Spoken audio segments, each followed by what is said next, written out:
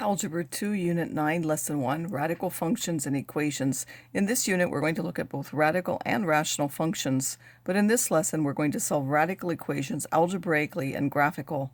A radical equation is one in which there's a radical sign, meaning there is a root sign of some kind. It can be a square root, a cube root, a fourth root, any kind of a root, or with a rational exponent, meaning I could have to the 2/3, I could have to the 3/5, and so on.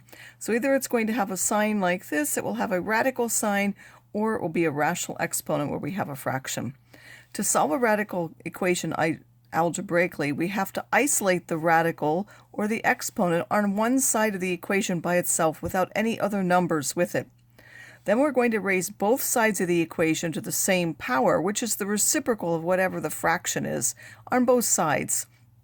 If an equation has two radicals, we're going to raise to the smaller power of the two. So if we have 2/3 and 3/4, we would raise to the power of the reciprocal of the smaller power, which would be the 2/3, meaning we would raise it to the 3/2 power on either side. Then we need to check for extraneous solutions, especially if there were variables on both sides of the equation. So if we have a radical like this and we have the nth root to k, we simply need to raise each side to a power, and nth roots are always done by a power. We simply get x is equal k to the n, assuming that the values are real to begin with. But when we have a rational exponent equation, we need to be a little bit more careful, because when we raise to a power, it will sometimes give us one solution and sometimes two, and that depends on the denominator power there. So if we're going to raise each side to that power, and it's an odd number, I will simply get whatever x is.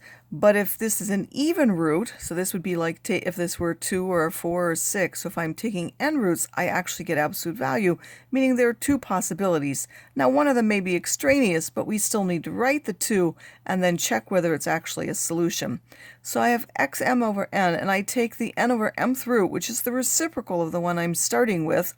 On this side, of course, I'm just going to get the number raised to that power, but on this side, I either get the absolute value or I just get x.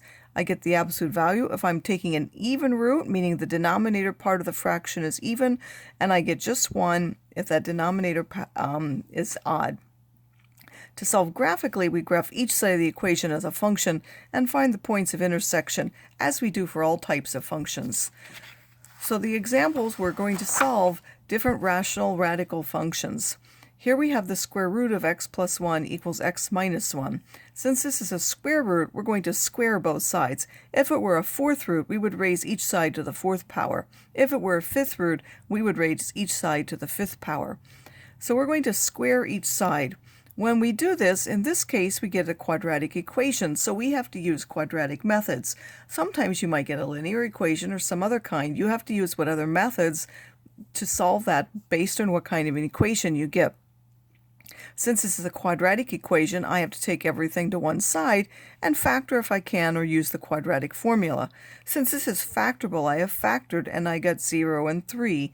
When I put in 0 in this one, the square root of 1 is 1, so I get 1 on the left side, but when I put 0 here, I get minus 1, so 0 is not an solution. When I put in 3, this gives me the square root of 4, which is 2, and this side 3 minus 1 is also 2, so the 3 is a solution, so I kept that one. Here I have x minus 2 to the power 2/3 minus 4 equals 5. Again, first I need to isolate the exponential function part on a side by itself. So I first added 4 and got this on a side by itself.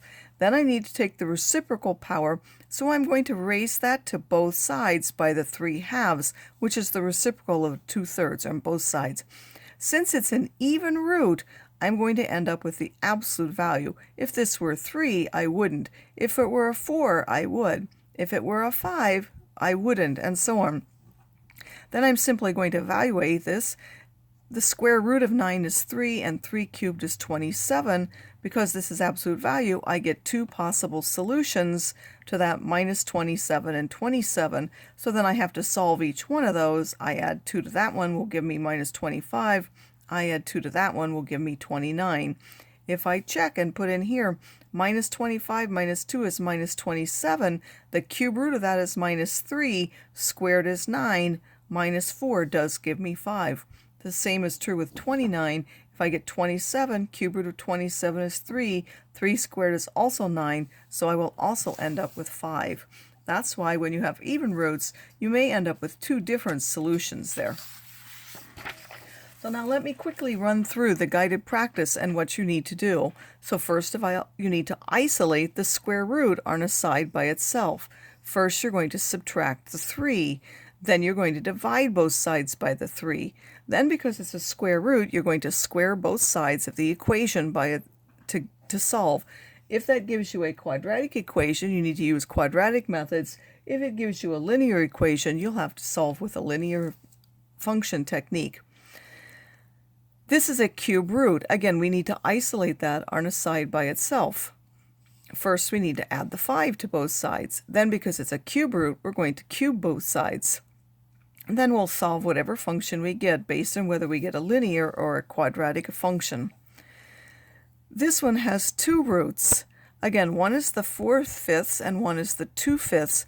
We're going to take the smaller of those, which is 2/5, and raise both sides to the 5/2 power, the reciprocal of the smaller one. So raise both sides to the power 5/2. Again, you will end up with a squared expression on this side and an absolute value function on this side. That means there will be two different things. Make sure you split them up based on the absolute value expression. That will give you two different quadratics which you have to solve. So there could potentially be 4 solutions. Make sure that you check them. If we want to solve an equation graphically, again, you're going to graph two functions. You're going to graph this side as a function, meaning you're going to graph y equals to the square root of x plus 5. And remember, just take the square root and shift 5 to the left. Or you have y equals 2x minus 5. That's a line. Graph that based off of the y-intercept and the slope. So start at the y-intercept and use a slope of 2, remembering, of course, that 2 is 2 over 1. You'll rise 2 and run 1, rise 2 and run 1, and then, like always when we solve graphically, we want to find the points of intersection. Because our original equation only has an x, we're only interested in the x value of that. You're going to continue this throughout the problem set. Again, taking either roots or squaring different sides based on what you have. This is a cube root, so you will raise everything to the 3rd power. These are both square roots again.